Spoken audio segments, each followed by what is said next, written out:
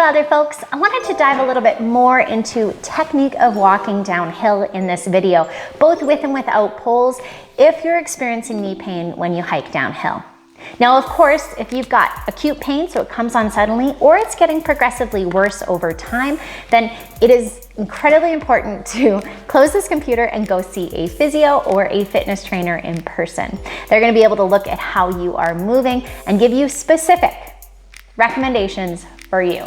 However, you can always take these tips I'm about to talk about and try them if you've got a hike coming up right away while you're in the process of building up that body to help you experience the world around you. Now, the change to downhill hiking technique that has helped my clients and friends the most has to do with the type of pressures we experience through the knee. You see, when we're walking downhill, we are experiencing 7 to 8.5 times our body weight in force through our knee joint. And our bodies are totally able to handle this amount of force.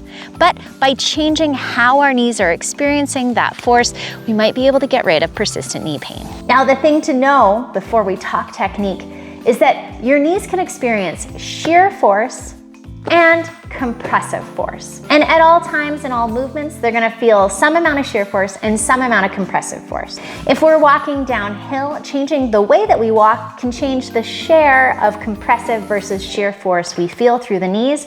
And oftentimes, that can make our knees feel better if we've got pain when we're going downhill. So give this a try when you're out on a steep trail. Try to bend at the ankles, knees, and hips instead of just at the knee. If we're bending just at the knees and we're pressing through our toes and leaning back, we've got a fair amount of shear force through the knee. By bending at more of our joints, we're using our muscles to do a lot of the absorbing, and we're changing that force through the knee to more of a compressive force. Adding poles can also be really helpful, just to remind you to do that body position, but also now we're gonna be sharing that load, not just through the knees, ankles, and hips, but also through the upper body as well. In fact, a study I saw said that we can actually reduce the load through the knees by 12 to 25% by adding poles and doing the 2-pole, 3-step technique that I'll show on the screen now. Now, you might be saying that seems like a small percentage, it's only 25%, but it's pretty massive when you consider that when you're walking downhill,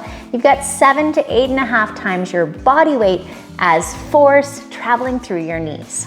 For the 2-pole, 3-step technique, you actually want to plant both poles at once, take 3 steps, and then move them downhill again.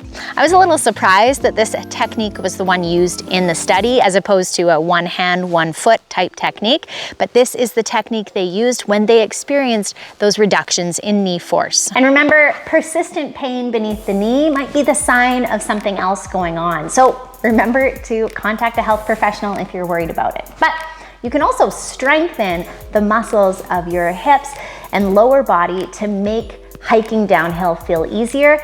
And if you want to give that a try, I've got a link below to a video specifically on my favorite exercises for reducing knee pain. Let me know if this technique was helpful for you, and I hope you have a WILDR week.